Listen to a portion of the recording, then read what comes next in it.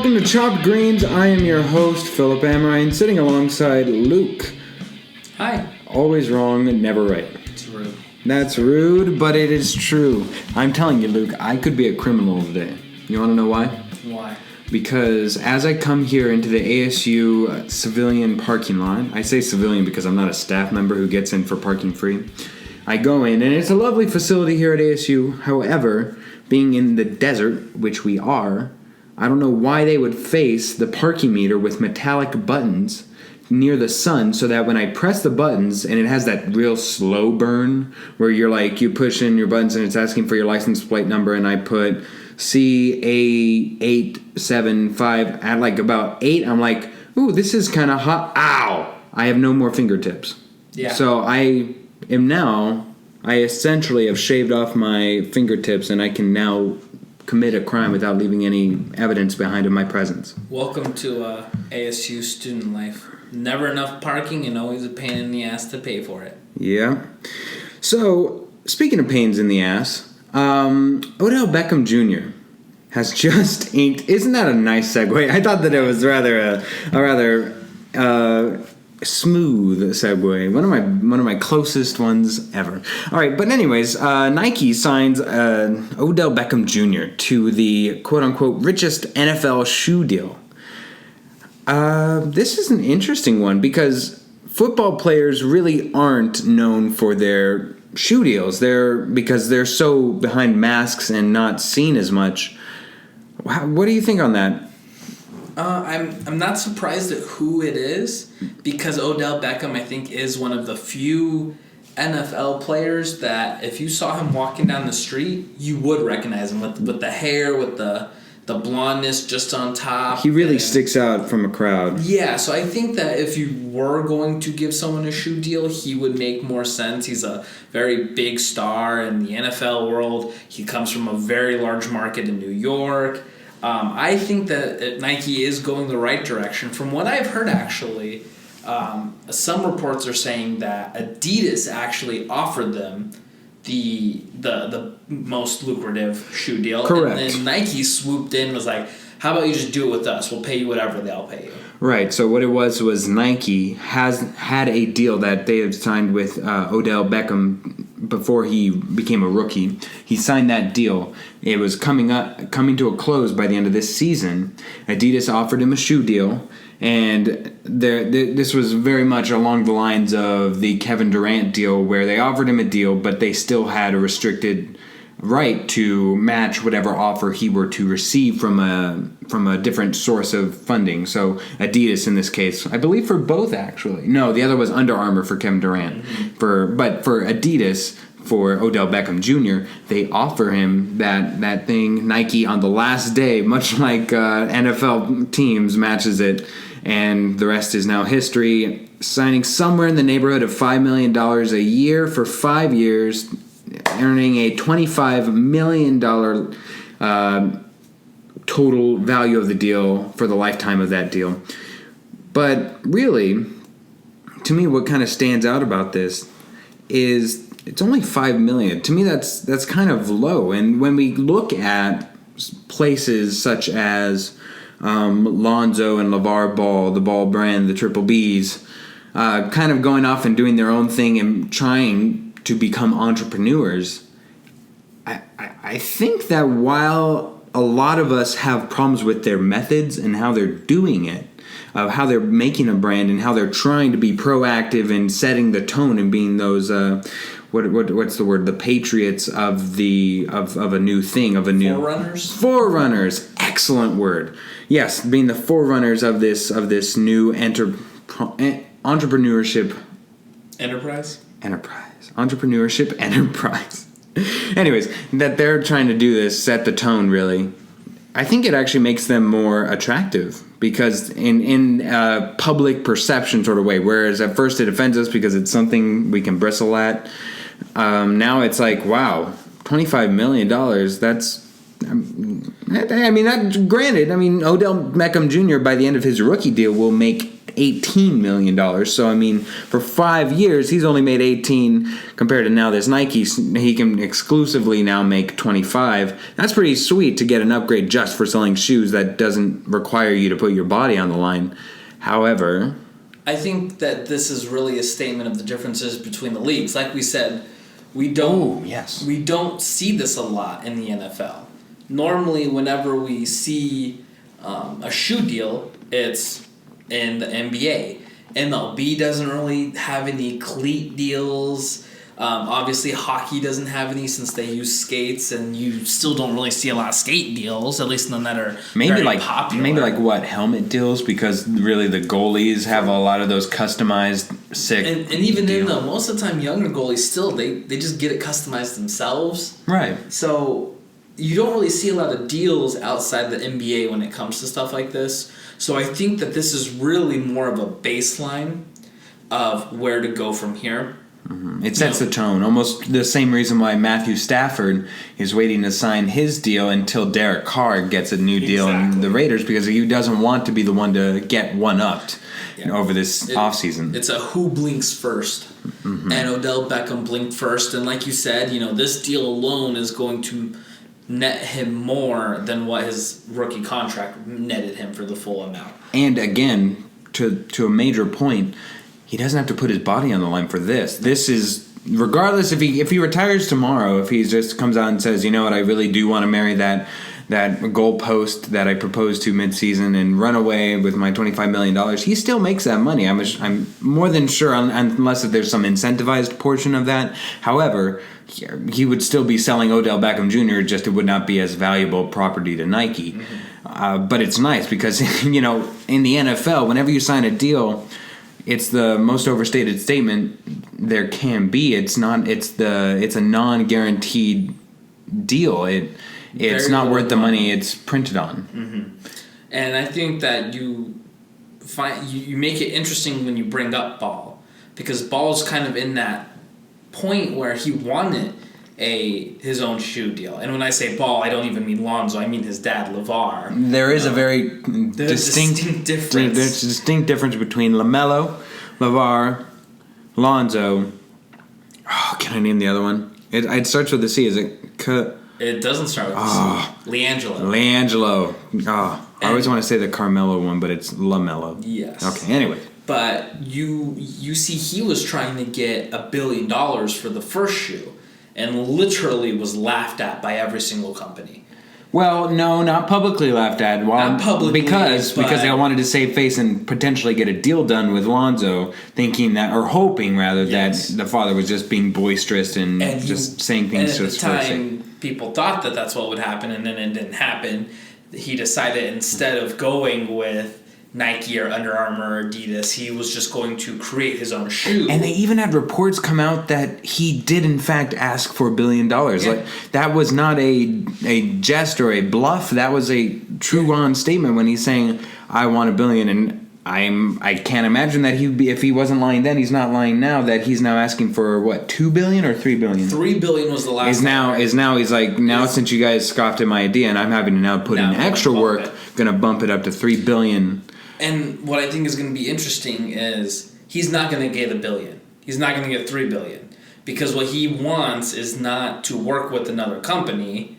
He just wants another company to do all of his work while he reaps most of the profits.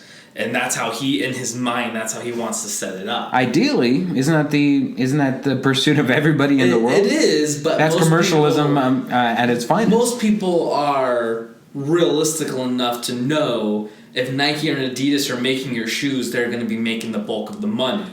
And LeVar... Not precisely. I mean, we look in America and we see, let's say in the NBA, just sticking there, the people who are doing most of the work, the NBA players, the owners are benefiting more so off of those, 30 owners are benefiting more than the lump sum of all the players in the NBA. No, that's what I'm saying, is the corporations, Nike, Adidas...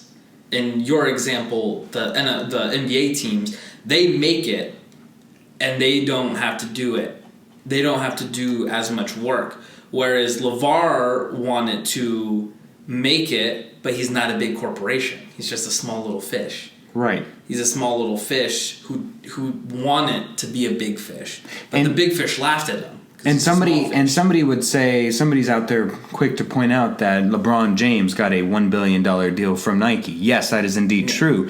However, there's two things to that. The one, it's a lifetime deal, which we can now argue whether or not that's smart, because on the one hand, it's $1 billion. $1 billion is $1 billion is $1 billion. Even if you're a multi-billionaire, $1 billion is something you're still playing with. There's going to be a trillionaire coming up pretty soon in a couple of years. However, at this point, still $1 billion is $1 billion, and getting that in guaranteed money coming from Akron, Ohio, that's a huge amount of money. However, the flip side, of course, is business-wise, unless if you can't foresee, let's just even say LeBron James, not to be morbid here, but let's say he lives to be 65 years old, right? Even to 65, even if he just goes to where Jordan is right now, to that point, he will have made way more. He will still be selling shoes at that point, but yet he will garner no more increased wage. That $1 billion will only go down and down and down and down and down in value and increase in Nike's favor. Yeah, Nike scored a win on that one. And that's not what they're getting with Lonzo. No. Not what they're asking is saying, hey, we'll stick with you in a partnership. That's extremely different than getting an exclusive deal with. I hate to use the word owning, but owning LeBron James's image as Nike, which is smart on LeBron James to align himself with that Nike brand. They've done nothing but been impeccable as a brand, and just to do it is probably at the top of the sports market outside of maybe Dick's now kind of coming on is the next one. I'd still put Nike number one. Nike, no. Nike's number one, yeah. But I'm saying what's like Adidas. Adidas, I think it's. I don't think there's really anyone close because nobody else. They set themselves so far. Yeah. And Nike's the only one who does it all. That's true. Well, that's true. Nobody says, "Hey, I'm gonna go buy an Adidas shirt." No one ever says, "Hey, I'm gonna." Very few people ever go and buy Under Armour shoes. It's starting to get more popular now that they're signing more athletes. But even then, when people want shoes, they go Nike. When people want... They've got a great brand where they have associated themselves with quality. Because while I may go to Under Armour, much to your point, and get those skin-tight mesh shirts, which is what they started off with, right? Mm-hmm. Or maybe go with the skin-tight mesh shorts that are compression shorts, I don't necessarily go to them for golfing equipment, let's just say. I don't go to them for basketball shorts. I don't go to them for T-shirts. And so really Nike's the only one that if you saw them in any venue of sports, you're like, yeah, sure, why not? It's a Nike brand that's pretty safe. Yeah. And you just take it off the shelf, and if you're interested in that sport, you can be like, yeah, even though it's golf, sure, why not Nike? Yeah. When we look at something more maybe fiscally, appropriate, Rob Gronkowski just restructured his contract and could be the highest tight end paid in the NFL. Now that's an interesting one because it's almost a bet on yourself, and really that's kind of why these NBA teams are not jumping on Lonzo Ball and assuring themselves of that $1 billion price tag, because while there's a lot of lifetime earning potential because he's just a rookie as opposed to LeBron James, who's at best in the middle of his career and has half of a career left, or at best, maybe like toward the last 5-6 years of that deal. And theoretically, Lonzo Ball, if he even plays a Jason Kidd role, could be in the league 15 years. Give or take another 5. And there's a lot more lifetime earning potential in that. There's still the possibility of losing out on somebody because of injury, because they're just a bust, just plain old can't, tie their own shoe without dropping the ball, Mm-hmm. So Rob Gronkowski, the biggest knock on him, everybody unequivocally says that it used to be a big debate between him and Jimmy Graham of who is the best tight end in the NFL. Not a debate. No mas. That is completely Rob Gronkowski. And it's really a boon to Rob Gronkowski's name and brand that he's still considered to be such, even though the Patriots won a Super Bowl without Rob Gronkowski on the field.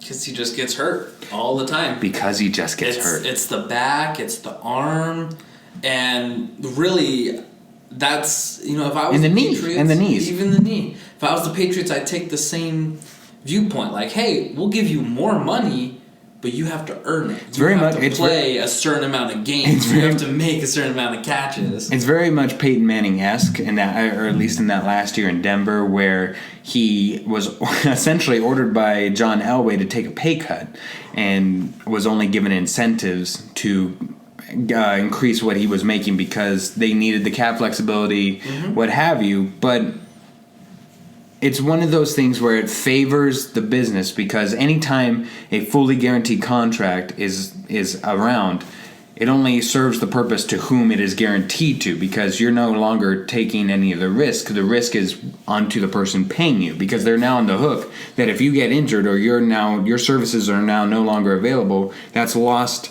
financial allotment that you can no longer pursue and put elsewhere on your team. So let's say Rob Gronkowski's deal is now potentially a $10.75 million cap hit. If that was fully guaranteed, that's $10.75 million that that you cannot have anywhere. So you know how they have WAR, wins above replacement? We could do a cap above replacement, a car, and for, let's say, a regular just run-of-the-mill tight end is $2 to $3 million. Rob Gronkowski is $7 million above. His car is 7+ of a just stock tight end. Now he's worth it. We would both agree he's worth it if he can stay healthy. So now you're 7, that +7, you're on the hook for that without being able to put that somewhere else on your team, where you would be like, well, if that $7 extra million can get me to restructure or spread that across my line and make that a better thing, you lost that opportunity to do so. And I think that's something. That's why you see it so much in NFL, is because of the injury risks, because of how the NFL works. That's the only sport you don't see guaranteed money. You see some. They're the last holdout, really. Yeah. And they've even proven that they will indeed hold out to hold on to that monopolization of not guaranteeing money. They will never guarantee full contracts. Because once you go there, once you break that barrier, you can't go back. That's why it was such a big deal when Andrew Luck his contract was up for the initial rookie year. When he signed that deal, that there was milling around that the Colts were going to fully guarantee that contract. There was such a huge underrated story that I didn't feel got enough coverage, because if that had indeed happened, the next, let's say even now, Derek Carr, the next Matthew Stafford. All guaranteed. 100%. All guaranteed. Aaron Rodgers. I mean, like, you might even be able to say, you know what, I want fully guaranteed, maybe not as much as Aaron Rodgers got guaranteed, but I want fully guaranteed. And it just opens the floodgates. And then you start to see... And you lose that ability to get flexible. You start to see a lot more trades like you see in baseball and basketball, where people are trading around pieces, and you kind of think, well, why would they do that? And they do it for cap space. When you're a rebuilding team, you take on the expiring contracts. It's a dance of the lemons, really. Yeah. You're just trading one problem or one headache for another. In most cases, sometimes you'll get an incentive to do so, such as, let's say, let's go to the Cavaliers attaining Kevin Love. They had to, in order to do that, that really wasn't a bad trade for either team. If you think about it, the Cavs got what they wanted, essentially a championship, and the Minnesota Timberwolves got some young core pieces to build around, including the 2 number 1 top overall picks or actually 3 if we include Anthony Bennett. Yeah. But the last 3 top number 1 overall picks in the NBA draft, 2 of which, of course, are Karl Anthony Towns and Andrew Wiggins.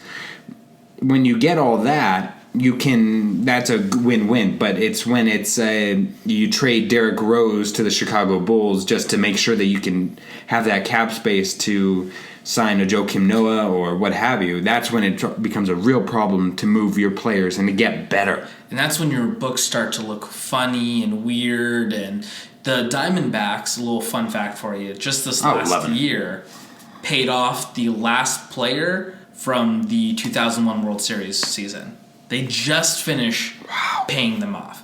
And you see that a ton in baseball. Yeah. Isn't there a Mets player that is still going to be paid $1 million because of the Probably. deal that there's some, I'd have to look it up, but there's a Mets player, I believe, who signed a deal at the time of like he could either have chosen just a regular run-of-the-mill contract or $1 million for the next, let's say it was a $27 million contract, $1 million for the next 27 years. And you see that more, the first time that the news broke of Brock Osweiler being traded to Cleveland. Of course. The very first comparison that most of the sports Yes. That's a basketball trade. That is an insane basketball trade. That's not football. And it had not been seen before in the NFL. Yeah. And the GM who made that deal?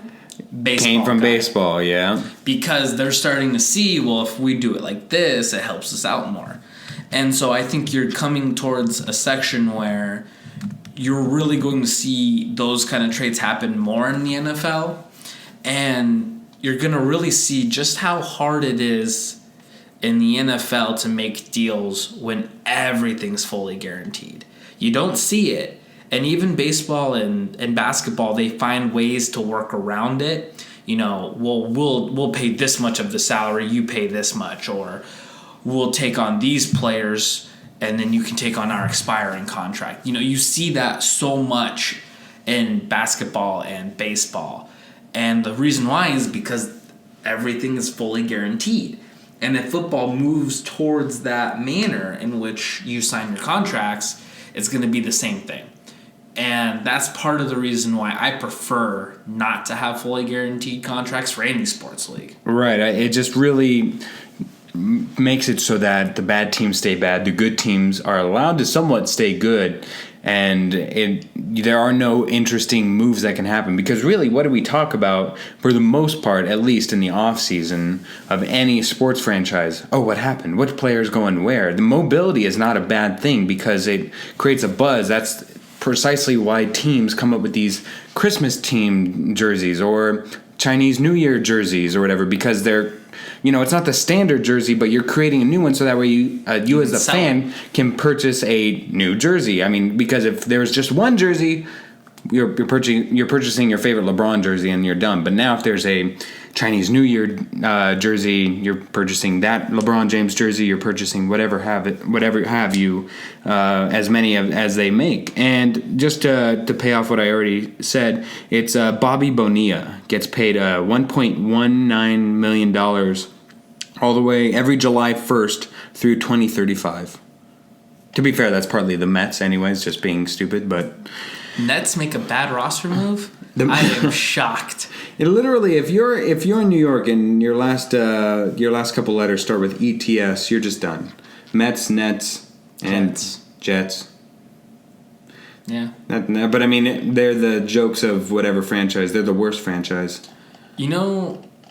I think people don't realize just how bad the Nets will be in the future years too.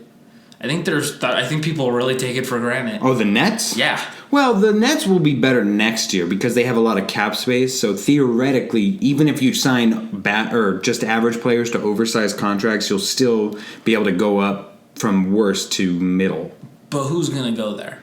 Why go to the Nets when you can make market value at a team? Well, what I'm saying, that's how companies and teams sign on Earl Monroe, a middling player who's maybe not worth the money, but who nobody will pay attention to until after, let's say, Gordon Hayward and the Kevin Durant and Steph Curry and all the top tier free agents are sought after. They better start throwing money at every mid-tier free agent. Yeah, I mean, literally the second they're on the porch. 12 they've got a Nets hat and jersey. Every single person in Chris their Middleton. organization. How would you like to be a Nets for max money? And whatever number their agent and player gives them, you say yes, and you immediately. You want a no trade contract or clause? Take it. You want a player option for every year? Take it. Because that's the only way you're doing it. Because they don't have any young talent on that team. Hey, Jeremy Lin. Jeremy Lin is an up and I can't even. And isn't with the Nets. The Nets? Yeah, he is. But I thought his contract was up this year.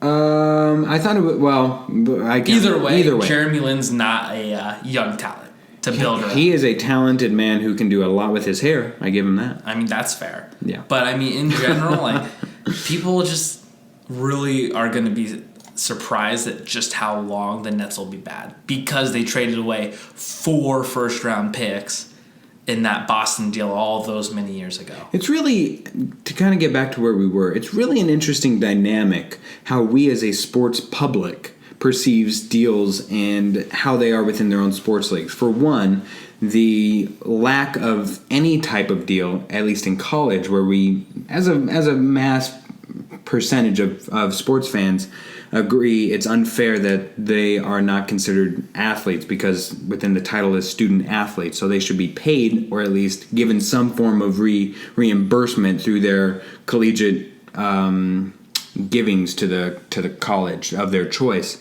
So we're outraged about that. Yet, however, a lot of people would say it's not fair to the NFL players to not get fully guaranteed contracts, even though most of them have some form of guarantees within them.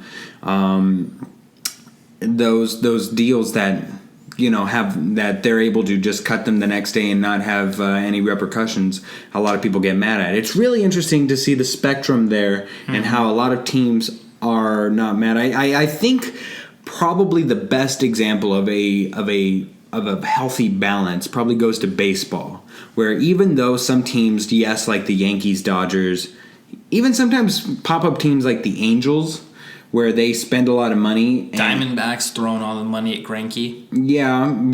So you have all that extra money that you gained throughout the years of going below the cap and just getting all that extra Yankees money that just comes in. Yeah. We really see where there is somewhat of a competitive balance. It's taken a few years to get there, and an enforcement, a stricter enforcement and higher rule standards to get it to where it currently stands. But I'd say that that's probably the true medium as we see it now. On the litmus scale, it's at 5, I have another fun fact for you that I learned today. Baseball. I love fun facts. Right? Baseball is, I think, probably the most underrated sport in terms of parity. Because in the last, I want to say, 20 years or 15 years. No, it has to be at least 20 because the D-backs are in there. But in the last 20 years, 20 of the 30 MLB teams, that's 2/3, have been into either the championship series or the World Series. And I'm trying to remember which one. Oh. But 67%. No, it has to be the championship. I think it is. It would have to be the championship series. But even then, you compare that to any other sport other than maybe hockey. 100%, I agree. Football, it's... Well, hockey is probably the closest one. Hockey's maybe the probably closest close. one. But you look at football, and it's always been the Patriots, Steelers, Broncos a couple of years. The dynasty. The Colts when they were there. That's why it's so rare when the Cardinals do come along, and they're now somewhat of a respected organization now.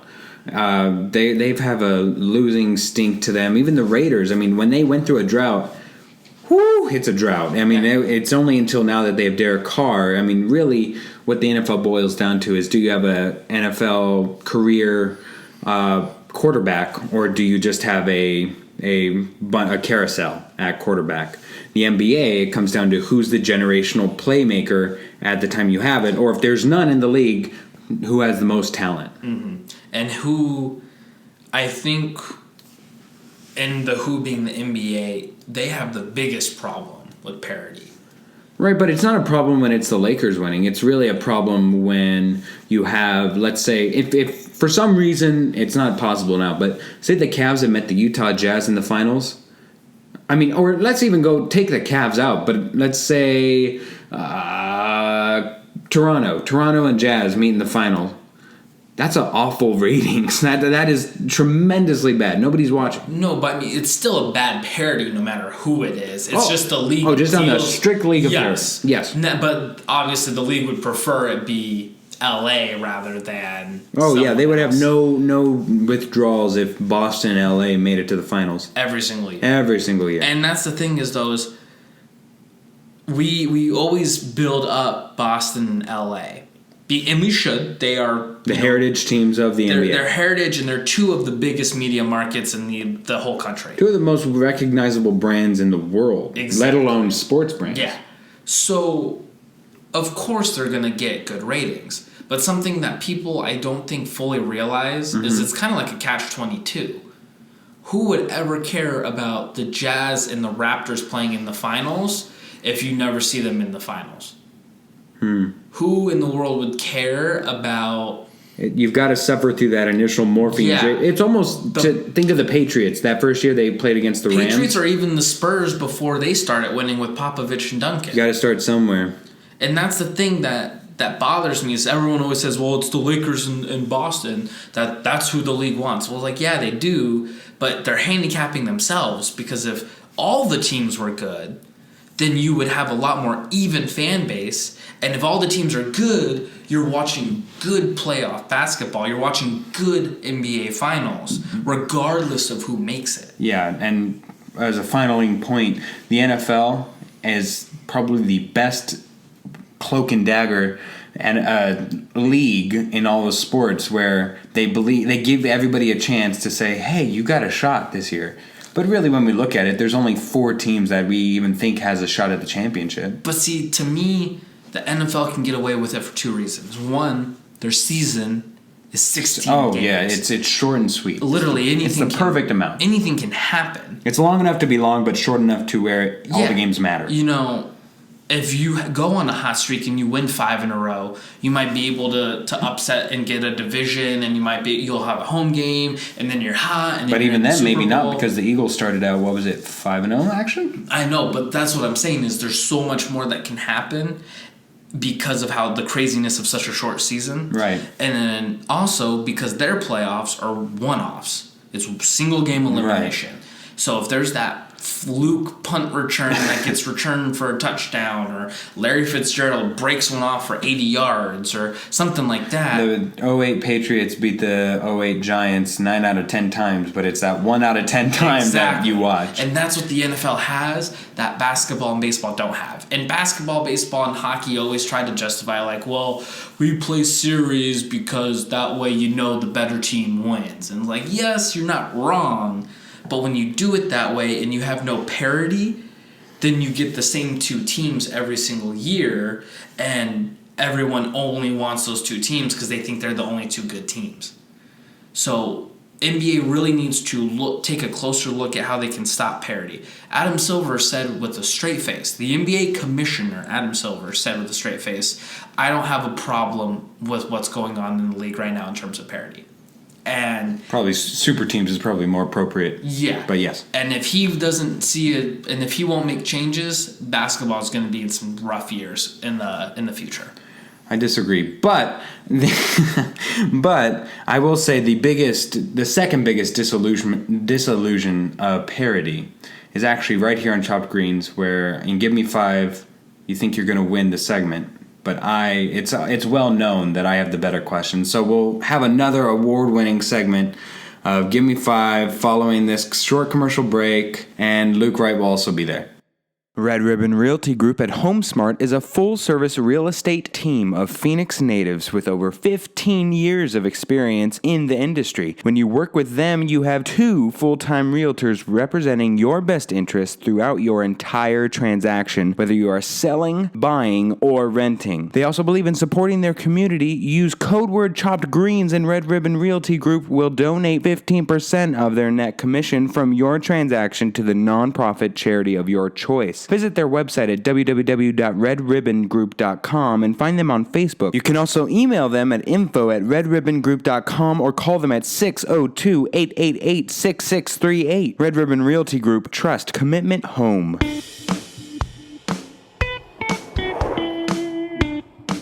It was told to me during our commercial break that it is not possible to give me 5. I say those are fake facts.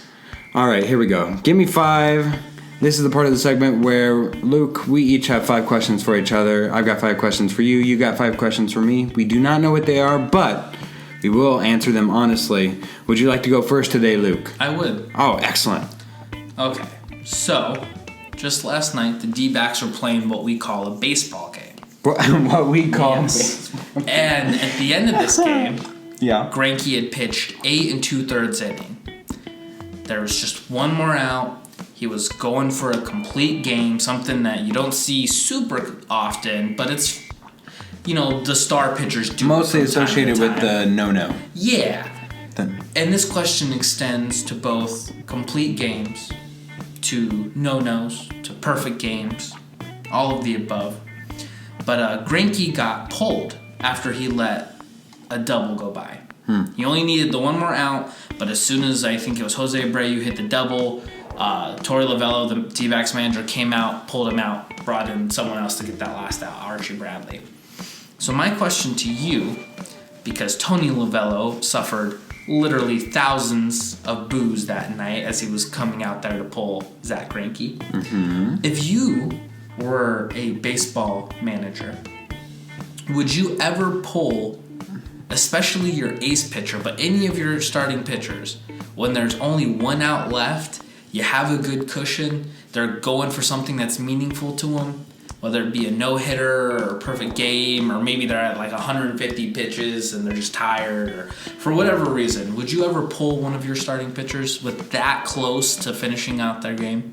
It depends. A lot of these questions depend, but for the most part, yes. I would say yes. If you look at the Dodgers, just as an example off the top of my head, Rich Hill has a lot of blister problems, and I don't care whether or not he is close to a no-game or no-hitter. If it means that much to him that I am saying, you know what, I'll let him go until he no longer has it. Once that first hit goes by and he's on first base, I'm pulling him, because that chance of injury is too much and that you can't prevent it, and the only thing that helps prevent it is by not playing. That it's so real that I would rather save them and have them do a new no-hitter in the World Series Game 7 than I would right now at this exact moment. That means, in the long scheme of things, nothing.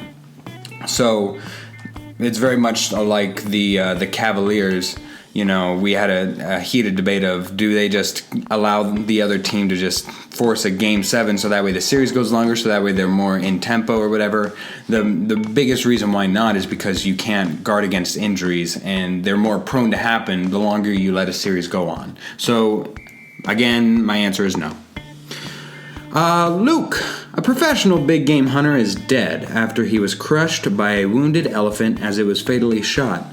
The Eunice Butha, I'm sorry if I mispronounced that name, was on a hunt in Gwai, Zimbabwe, when his group was charged by 4 breeding elephants. A female elephant picked up Botha in her trunk after he fired at the others, and the animal collapsed on top of him, crushing him to death after she was shot by another hunter. Heartbroken friends described the married father of 5 as a quote-unquote legend, while opponents of big game hunting offered little sympathy following his passing. Luke, where do you fall on the allowing hunting spectrum, and have you ever hunted anything in your life? You might have to beep this, but karma's a I duly noted, but continue. I answered my question for I am following Facebook Live inquiries, but continue. Yeah, I am 100% with the elephant on this. With the elephant. Like, it's like, I'm not like against hunting or anything, you know, especially if you use the meat in the animal and you cook it and you eat it and that's your dinner and it saves you money or whatever for whatever reason. I'm not against that, especially if it's, you know, sometimes people have to issue out like rabbit licenses for to help control the population. Yeah. Totally for that sort of thing. Yeah, I know that in Africa sometimes they allow people to hunt the older and sterile elephants or something just so that they get money, so that way they can provide a home for the other elephants, whatever. Yeah, but if you are going to try to do big game hunting, elephants of all things, breeding elephants that are trying to rebuild a population that is quickly dwindling, if you are trying to kill those animals for more than likely no other purpose than to say that you killed one, a trophy hunter, yes, I am more than happy to laugh at your demise. Wow. All right. More than happy. Starting off strong. Here we go. Your turn, Luke. So, one of my favorite breakfast foods, and I'm not a fan of breakfast. Not at all. I know that now about Luke Wright. Yeah, I'm not a huge fan of it. I feel it's a very overrated meal. I'm not a fan. I know it's important for me, whatever. But one of my favorite breakfast foods is donuts. I just love them. They're nice. They're good for on the go. Yeah. There's so many different cakes varieties. with a hole in them. Exactly. They're very just a practical breakfast item. And go well in coffee. Well, I don't like coffee. Yeah, I don't like coffee either. But anyways. Hot chocolate, oh my god, that's good. But, it's also a very popular office treat. Someone buys like a box of donuts and brings it in. I'm sure in the police department it's a very popular office treat. And so recently they bought some donuts from one of my offices. Oh, there you go. Yeah, and I ate like a chocolate one. I love chocolate cake donuts. Okay. They're my favorite. Oh, like the devil's food, like chocolate on. It's like a chocolate, chocolate donut with the chocolate. Mm-hmm. I gotcha. And one of them, which I had the previous misfortune of eating, I hate you. I'm gonna go get a donut after this, but continue. Had pretzels on top, which normally I would like, but the caramel they would use to put the pretzels on didn't mesh well, and the pretzels weren't salted, and it was just awful. I had to eat it all because I committed though. You're right. I didn't like it. Right. You weren't happy about your life decision, but you followed through. Yes. What is your favorite kind of donut? What is my favorite kind of donut? Well, it is that devil's food chocolate cake. It's not to the point where it's a chocolate frosting on top, because that is a chocolate overload, but it's just enough to where I get that maximum chocolate flavor without getting that crash of over sugar diabetes, where you just feel your blood cholesterol just drop. So that's kind of my favorite, where it maximizes my sugar intake, but does not make it so that I regret it for the days and weeks to come. That's fair. Yeah, okay, Luke. The Big Lead just sent out an article titled "Cavaliers Need to Trade LeBron James and Build Around Tristan Thompson." Following LeBron James's deflating loss in their home opener in Game 3 of the Eastern Conference Finals, the article makes the case that Thompson is just now entering his prime, and he tied for 5th in the NBA in offensive rebounds with 3.7 per game. This all leads me to ask you, Luke, what is the dumbest idea you've ever had, and where does this rank in the pantheon of dumbest questions? That ranks arguably number 1 out of stupidest sports questions I've ever heard in my life.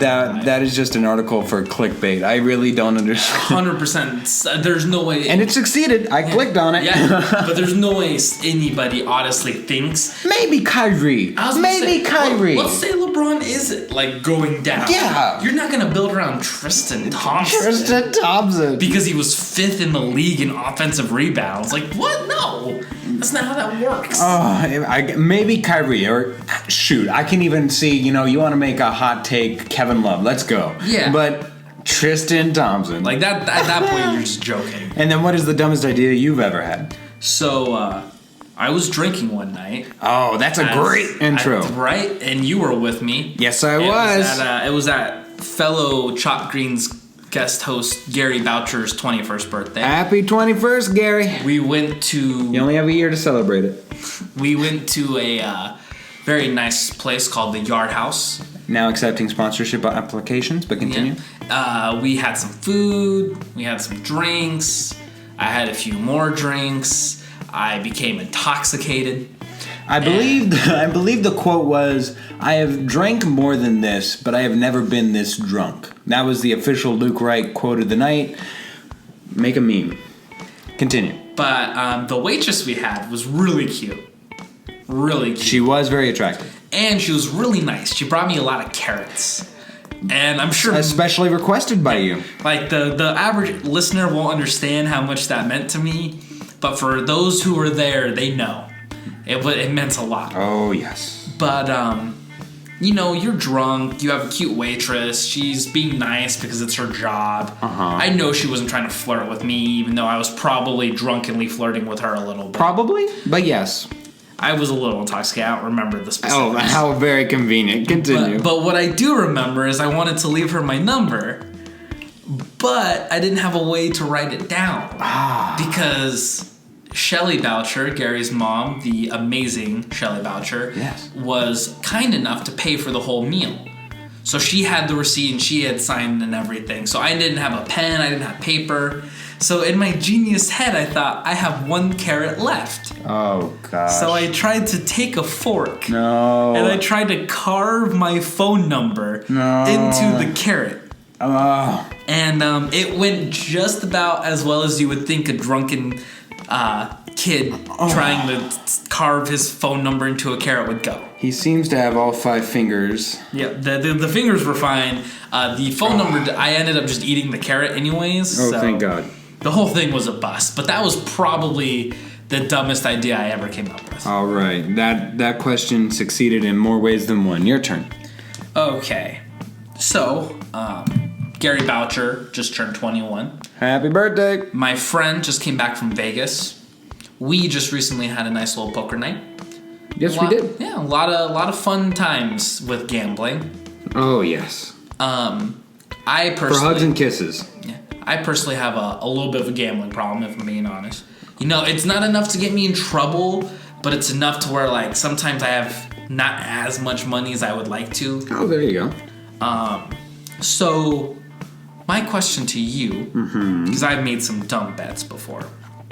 My question to you, what is the biggest bet you would ever make in terms of money? Monetary. Oh, what is the biggest bet I would make? So, on anything you want. It could Oh. be sports gambling, it could be a hand of poker, it could be blackjack, anything you want, but even something weird like a prop bet or something. But what's the biggest bet you would ever make? Probably the biggest monetary value I would put on a bet, I would have to be very sure. Like, let's say I have pocket aces, or I thought that if I had to choose this year, I would put it on the Warriors or the Miami Heat year 2. Like, you have to be very sure of it. But if I was that sure in my mind, I would probably bet. See, I'm thinking now with my monetary restrictions. So let's go around probably like 300 is probably my max. 300? Yeah, I mean, I'd love to say 1,000 and show my true colors, but I can visualize myself bringing in that suitcase, you know, that briefcase rather of for $300 you could bring. no, of $1,000 because I wanted to say 1,000, and of course I guess a suitcase would be full of ones, but but I can imagine myself and not being able to part ways. So I would say 300 is probably where I would feel most comfortable. Okay.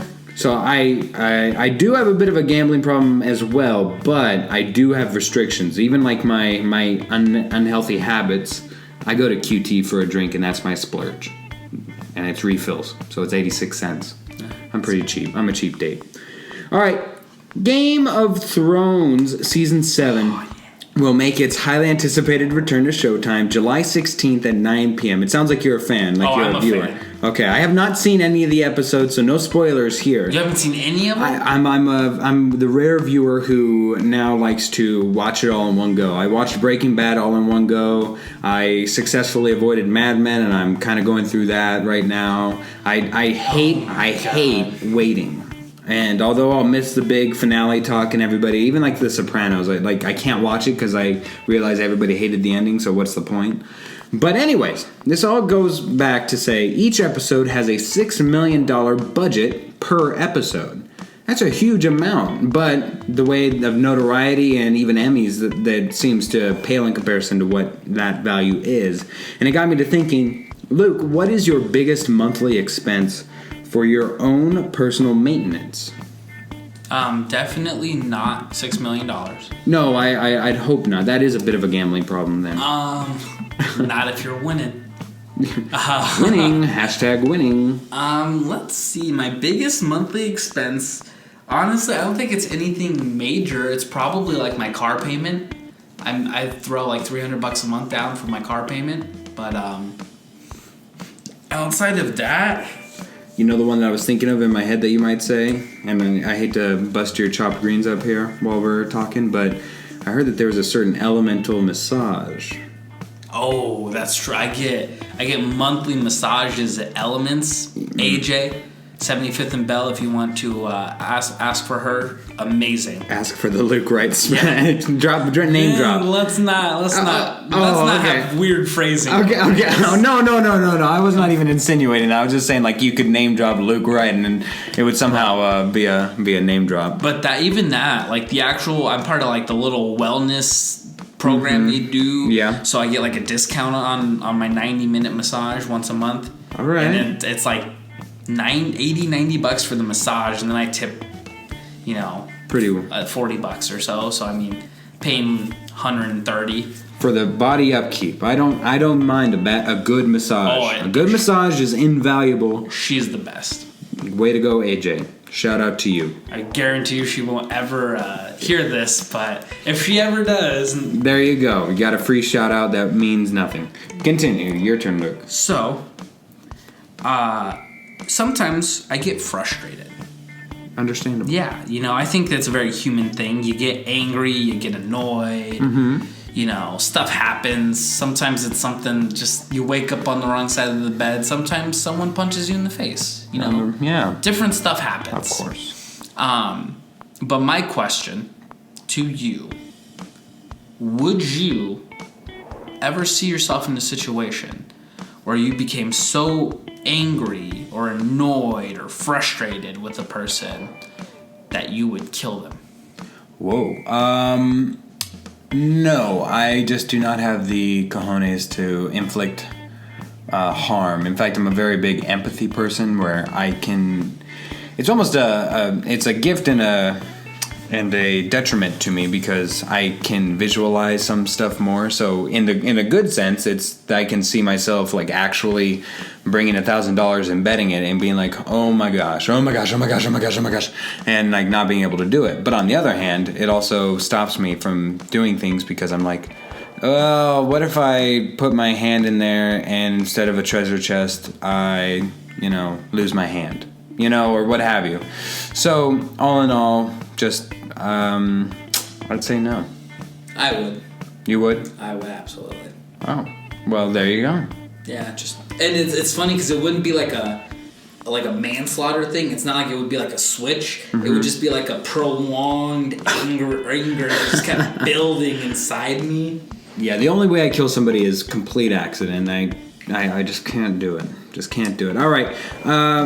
Luke, 4-year-old Evan Kowalski loved the movie Mrs. Doubtfire, a movie that we have reviewed in a past Chopped Greens episode. Check it out. So much that he themed his entire May 13th birthday party around the 1993 film. Laura, his mother, quickly found out that Pinterest and Etsy had absolutely nothing for Mrs. Doubtfire parties, so she had to get creative with the details. Shocker. I know. Could you believe it? Her cousin, an artist, drew portraits of the movie's title character as decorations. There were also some fruit kebabs, a perfect for a run by fruiting, and the piece de resistance, a multi-tiered birthday cake filled with movie references made by Cakes by Sweetie Pants. Luke, if you could have a specialized movie referencing themed birthday party, which movie is getting that honor, and what are some party decorations? Some must-have party decorations. Definitely not Mrs. Doubtfire. I can't imagine. That is a 4-year-old for sure. I don't even a 4-year-old. Like, what 4-year-old nowadays watches Mrs. Doubtfire enough? Somebody whose mother must love it. Laura, God bless you. I guess. If I had a movie-themed birthday party... Mm-hmm. You going Godfather, maybe? And definitely not. I've never seen The Godfather. I think we've been over this. I wanted to make sure it was you and not just somebody else because I know my girlfriend has not seen the second one, but that is still a travesty, and your man card is now revoked. I haven't seen any of them. God bless you. But if I had to choose a movie, I don't like now. I think I would probably choose something like Star Wars or Guardians of the Galaxy or some sci-fi. When I was a kid, I would have done Nightmare Before Christmas. Interesting. I'd still probably consider doing Nightmare Before Christmas. I love that. See, it probably would have to be more so than Guardians of the Galaxy. It probably would have to be something either Star Wars or Nightmare Before Christmas, because also with the party decorations, Guardians of the Galaxy is still relatively new. There aren't things that have become iconic or classic with it, so you'd kind of, you'd be stretching to bring decorations there. But like, bunch of lightsabers or Jedi robes or like Darth Vader stuff or... What's your cake? Chocolate. No, thank you. I'm saying, like, what's on it? Is it like a big skull for Nightmare Before Christmas? If it's Nightmare Before Christmas, I think I'd do The Hill. Oh, okay. That like extends and whatnot. That's cool. I think I'd do that, or I would do Jack's house. I feel like Jack's house is a very underrated piece of art in that movie. It was really cool. Okay. If it's Star Wars, I think I might do like probably like maybe like the Rebel Alliance, because me and Gary have matching tattoos of that. God bless you. Or maybe like a symbol or something. Okay. Since I can't really think of anything like else from Star Wars I'd want a cake of. Okay. It's at least one that would fit. Well, there you go. All right. Excellent for you. Your turn, Luke. So, Luke-a-fee. Turning back to the baseball world, there's a upstart young rookie who plays for the New York Yankees. Oh. His name is Aaron Judge. God bless him. He is incredibly tall. I want to say he's like 6'8", which in basketball is not that tall, but in baseball you're just a giant. Yeah, you're an abnormal man. He's a rookie. He's very popular right now. He leads the rookies in like home runs, and he's batting over like 300, and he's just having a great season so far. Keeping him in the pennant. Exactly. But something that I personally think that baseball across the board, I know the D-backs are like it too, something I think they get a little too quick on is fan sections. If you like Justin Upton when he was here, he had Uptown for like a section, and it was like the Uptown section. Right. You know, I'm trying to remember. Felix's Court, maybe in Seattle? Thank you, yes. Felix has his, because he's King Felix up in Seattle. And sometimes you just kind of give them to the player too fast. You know, it's 1 year. It's not even a year. We're not even halfway through this year. Oh, and he's got a full judge court? Already have Judge's Court. Oh. And it's, they not only did they make it the little sign, they even changed some of the seating so it looks more like a courtroom. God, that's fantastic. My question to you, is it too early, considering this is his rookie year and we're not even halfway done with it? Is it too early for him to have his own section at Yankee Stadium? In baseball, yes. If this was something to do with the NFL, or maybe even, let's say even more precisely, the NBA. If this were either one of those two, the NFL or NBA, never too early. Because even if you get a section for Dak Prescott in the NFL or a section for LeBron James in the NBA as a rookie, who didn't see LeBron James coming? Who doesn't see Karl Anthony Towns, the town section or something? MLB, though, that is really tricky because it's the only sport that is notorious for 1 year you're a bomber, you're doing everything Alex Rodriguez, but then the next year you can be a total flop. And then the next year you could be really great. And the following year you're a total flop, and so it's just kind of average out. Right, and then like you said, even then it averages out. So I mean, you go to a Diamondbacks game and Goldschmidt has a great game the one time, like this past Mother's Day, went with my family. Goldschmidt had a great game, but the previous 2 times before that, I went and saw Goldschmidt totally struck out. I mean, it's such a weird thing to put yourself to as far as baseball, because each part it's really taking turns of who's going to go out today. So I would say yes, too soon for baseball.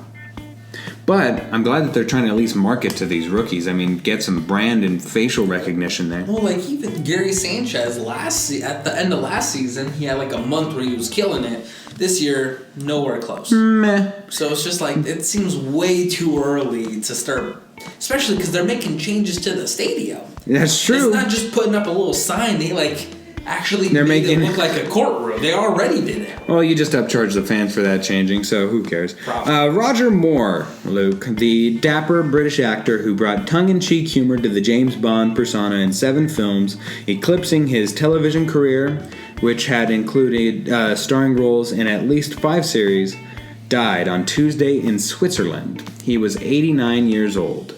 Was he your favorite James Bond? That's not the actual question, but was he your favorite? No? Who was? Pierce Brosnan. And mine too, even though everybody says he's the hokiest. He was what I grew up with. So, yeah. Luke, I am a personal fan of the James Bond series, so without further ado, I have 5 facts, and I want you to tell me which actor who played Bond it relates to. Your 3 choices are Roger Moore, out of respect, Sean Connery, and Pierce Brosnan, my personal favorite. We're not doing any for Daniel? No, there's like two more, and I just didn't want. I wanted to stay at 3. So we're sticking with again Roger Moore, Sean Connery, and Pierce Brosnan. There we go. All right. Which Bond is bonded to this fact? He is a trained fire eater, learned during a painting workshop when a fire eater was teaching people how to do it. Is that Roger Moore, Sean Connery, or Pierce Brosnan? Like, James Bond is such a legendary character, mythical character. It kind of like extends to the actors. There you go. And you kind of could see like any of them doing that. Uh-huh. I want to say, was it Pierce? You're going to stick with that? Yeah, but I don't think that's accurate. You are accurate. That was Pierce Brosnan. Totally. Nail on the head. All right. Second fact. He was knighted in July 2000. Sean Connery. Absolutely. To finish out the fact, he was nominated for knighthood in 1997 and 1998, but was turned down by Donald Dewar due to his political views. That is, of course, Sean Connery. 2 for 2. Here we go, Luke. Don't mess with me with Sean Connery. No, I guess not. All right, next one. During the filming of one of his Bond films, he came dangerously close to death when a shark broke through the separation in the tank, and he had to abandon the water immediately. Is that Roger Moore, Sean Connery, or Pierce Brosnan? See, this is... Now you're messing with... When there's only 3... And there's only 3 options. Yeah. I don't know if you just did one for each one, or if... There are 5 facts. I have 5 facts. Oh, you have 5 total 5 facts, only 3 people. Oh, okay. Okay. I should have explained that a little bit further. I'm sorry. I think that was Sean. I want to say that's Sean Connery. You want to say that that's Sean Connery? That is absolutely Sean Connery. I am totally impressed. He did. It was for Thunderball. That was the movie of Thunderball where he was in the water with a shark. All right, next one. This Bond was diagnosed with type 2 diabetes in 2013, which left him unable to drink martinis. Was that Roger Moore, Sean Connery, or Pierce Brosnan?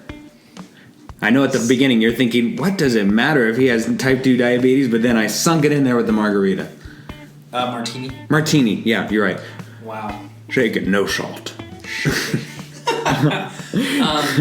See, this one's hard because, like, technically Roger Moore was alive then. Mm-hmm. But that's really old to develop type 2 diabetes, I feel like. I feel like most people develop it more, like, middle age. Mm-hmm. But then maybe not. I mean, none of them are really middle-aged in 2013 except Pierce. But I feel like there hasn't been a Roger one yet. I think I'm going to go Pierce. And he's finally off the clock. It was Roger Moore.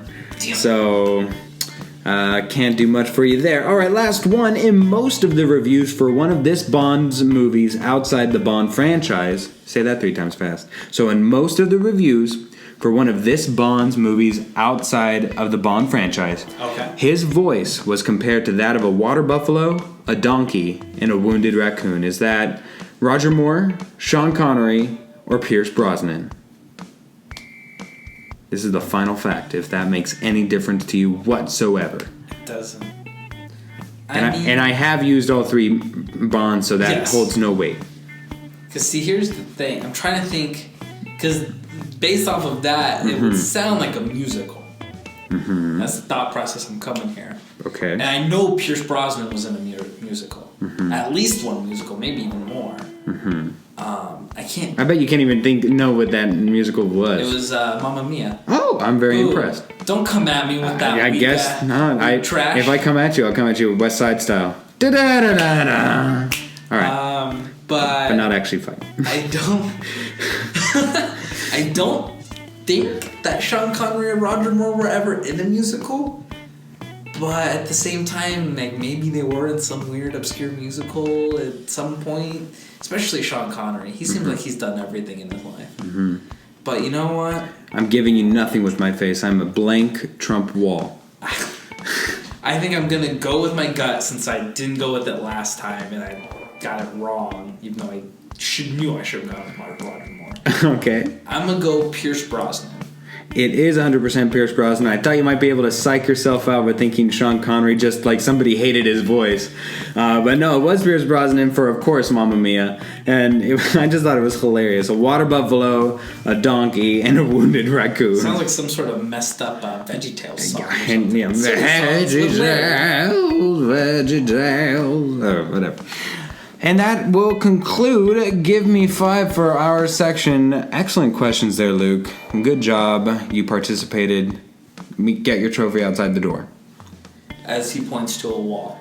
There's a door kind of right there. But he didn't point to the door. He clearly pointed to the wall. To be fair, we are in a bit of a hallway, so there's like doors surrounding us, but there's none right next to us. 4 doors. He didn't point to any of them. You know what? He could have pointed straight forward to a door. There were 2 if he had pointed backwards, I would have at least given him some credit for.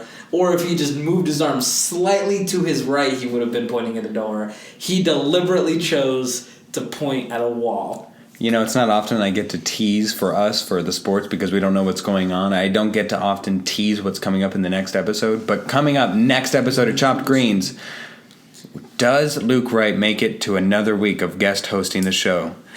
Find out next week in Chopped Greens. Thank you so much for listening. Have a great day. Bye-bye.